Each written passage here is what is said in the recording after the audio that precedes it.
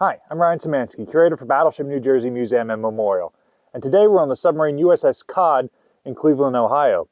A very common question that I get asked is, do sailors on the battleship have to hot bunk?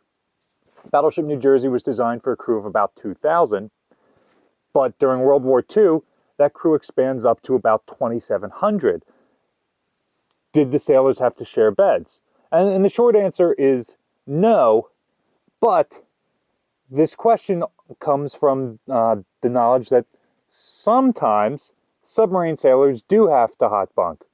I'm here with my counterpart from USS Cod, Paul Faraci, who is going to tell us under what circumstances submarine sailors had to hot bunk during World War II. Well, speaking of numbers, Cod's crew grew from 77 men on our first patrol. By our seventh patrol, we have 97 sailors on board. Now, the other important number is to know that we have 83 bunks on board. So those early patrols, there were actually more bunks than crewmen. Now, I'm speaking primarily about USS Cod in World War II. Because, you know, the fleet boat was such a good design, it serves well into the Cold War with snorkels and some other modifications, and things change. But, you know, those first patrols there were, I guess I said, more open bunks than men. Primarily, you're hot bunking as an incentive to get qualified. Now, let's say 3 new crewmen are aboard. They're not qualified. They're going to be assigned 2 bunks, and primarily those bunks are going to be located on the main aisle here in crew berthing. So everybody getting up every night is walking right past you? Yeah, it's like sleeping in Grand Central Station during rush hour, they say. But with watch rotation, 4 hours on, 8 off, no 2 guys are in the same bunk at the same time. But you're climbing into a rack that's probably still hot from the previous occupant. And again, where we are, the main drag. But once you qualify, you would get your own bunk. Okay. And if you're berthing here in the crew berthing space, which is right between the noisy galley and the hot, noisy engines, and again, the crew washrooms, you're hopefully going to be senior enough that you can claim a bunk on Hogan's Alley, which is what they call the port side blind aisle, where you had some privacy and you're at least, 8 feet removed from the main traffic flow. But the COD crewman told me that when you're hot racking, the senior guy of the trio could claim the flash cover. He could unzip the early vinyl material, flip open the cover, and he could sleep on the mattress directly. Okay. The other guys that maybe weren't senior, and I don't know how they determine who was senior, they're all non-quals, they would put a sheet on top of the flash cover. Now, the flash covers are there because if there's a fire, the bedding won't immediately start to burn. And it also it prevented sweat from soaking in. Because although we have air conditioning, in fact, here's the drip pan and all that, nobody ever got chilly on a boat.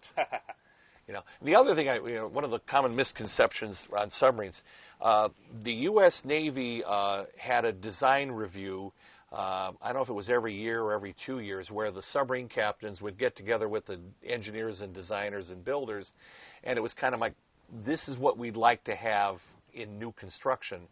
And the Navy built air conditioning into all the new fleet subs, starting with the Cachalot class in 34, 35, because it was a crew habitability issue.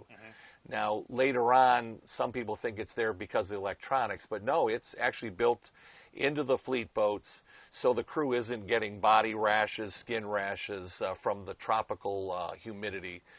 So although nobody got really, chilly, it did dry the air out. That's interesting, because on battleships, during World War II at least, it's only those equipment spaces that are air conditioned, not necessarily the crew spaces. CIC, I understand. Yes. Well, sucks to be on a battleship, I guess. How long does it take to qualify on a submarine? How long would I have to share a bunk with you? Well, they say you were expected to be qualified in 2 patrols. So 6-8 months. And by qualifying, you have to know all the basic systems. You don't have to be an expert. But in addition to your own specialty, you have to know, the trim and drain system, the electrical system, the hydraulics, and the air. Again, the basic operation of the system, because you might be the one guy near something when it blows and endangers the boat. I know cooks, right above the galley is the submarine's main air induction, a 36-inch mushroom valve.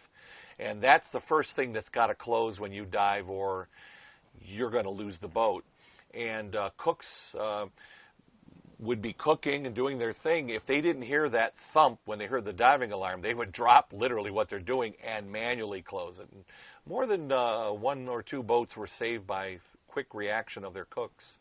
Now that's interesting because, again, battleships, you specialize in whatever your field is, fire control or whatever the case, engineering, and you don't need to be an expert on every single system on the boat. In fact, I'm trying, and it's impossible to be an expert on every single system. Yeah, and neither were these guys, but, you have to know the basics. So that if you're in a situation where, maybe you have to help fire a torpedo, you're going to know which end of the torpedo goes in the tube first, and and then it's more than that. I mean, but again, you're not going to be tearing apart the torpedo tube and rebuilding it. That's the job of torpedomen, but you have to know the basics. We've been talking about qualifying for a submarine. Nowadays, surface warfare personnel have to qualify as well, and much like submariners got dolphin pins during World War II to the present day, nowadays you get a surface warfare pin if you qualify. So there's a video linked in the description below where we talk about some of what it takes to qualify as a surface warfare officer, or SWO. Battleship New Jersey receives operating support from the New Jersey Department of State, also from a number of other businesses and private individuals like yourselves. We really appreciate your support. After watching today's video, consider supporting USS Cod and the ongoing restoration work happening here to make it look like the crew just walked off the boat. There's a link in the description below to their donate page, also a link to their YouTube page if you'd like to learn more about their ship.